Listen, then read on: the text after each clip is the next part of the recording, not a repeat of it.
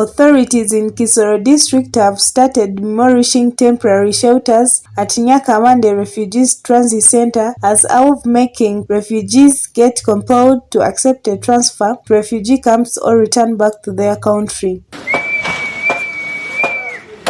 Last month, Kisoro district authorities launched an operation to remove all refugees from host communities of Bunagana, Busanza-Rukun town councils, Muramba and Nyarubuye sub-counties to Nyakabande Holding Center in accordance with orders from the Ugandan Security and Ministry for Refugees. The two ministries ordered refugees to either relocate to their transit center or close back to their country. Ministry also ordered that all the refugees be transferred from Nyakabande Holding Center to refugee camps like Nachivare and Ramaja, among others. Though the operation to remove refugees from host communities was successfully effected, removing them from Nyakabande holding centers to refugee camps is becoming a challenge due to their resistance. As a result, authorities have started demolishing temporary shelters to make refugees realize that they are supposed to accept relocation to camps. Daniel Kisamo, the settlement commandant of refugees at Nyakabande Transit Center in the office of the Prime Minister, confirms that the shelters are being demolished because the land where they are situated belongs to the Ministry of Education and Sports and was designated by Kisoro District Council to host John Kale Memorial Institute. We are demolishing board commissions our houses when these POCs are leaving back to the country of origin.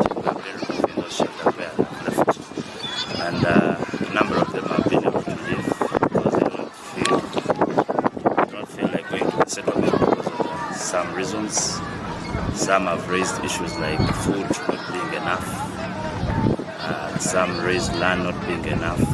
Some say they are waiting for their family members, so they decided to go back and look for them.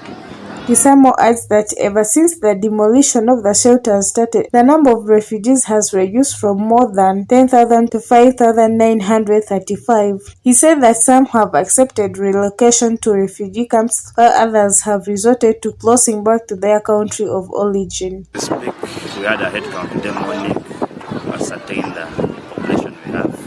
We had 5,935 individuals and 5,535 here, then 320 at the transit center.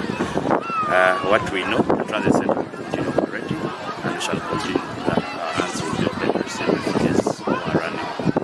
And the hands who are going and those who have assessed their security to be safe here. Those who are willing to give a settlement to be taken. Had Sekandi, Kisoro Resident District Commissioner, said that in addition to demolishing shelter, the supply of food and other services has been trimmed as a sign to tell the refugees that the holding center is not a permanent stay for refugees. As a way of sending messages to the people that you are not supposed to stay here, one, we have scaled down the services, we have cut down the food supply, because when someone gets free food, free water, free medication, why does he move?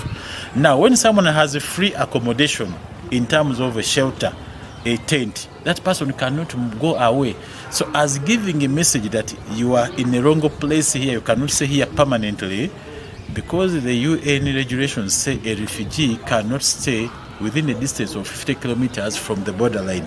Now, this transit center is just 16 kilometers from the borderline. It's also in contravention of the UN regulations of refugees. Sekandi further said that since March this year to date, many cases of indiscipline committed by refugees at Nyakabande have been registered. They include theft from nearby communities, fighting, reckless alcohol abuse, and drug abuse, among others. Since March to October, they are not at production. The discipline is breaking down. There is fighting. There is theft of items. They inconvenience the host communities. They fight in public. They drink. Some of them use drugs.